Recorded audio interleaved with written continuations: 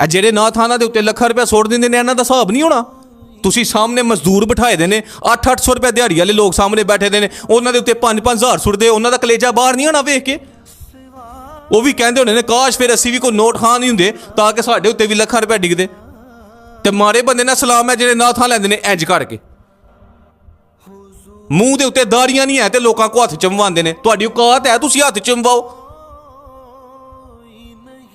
ਇੱਥੋਂ ਨੱਚਣਾ ਸ਼ੁਰੂ ਕਰਦੇ ਨੇ, ਐਂਡ ਵਾਲੇ ਚੌਕ ਤੱਕ ਨੱਚਦੇ ਜਾਂਦੇ ਨੇ ਸਟੇਜ ਦੇ ਉੱਤੇ। ਪਿੱਛੇ 6-6 ਢੋਲਕੀਆਂ ਤੁਸੀਂ ਰੱਖੀਆਂ ਦੀਆਂ ਨੇ, ਆਸ਼ਕੇ ਰਸੂਲ ਨਾਥਾਂ ਨੇ।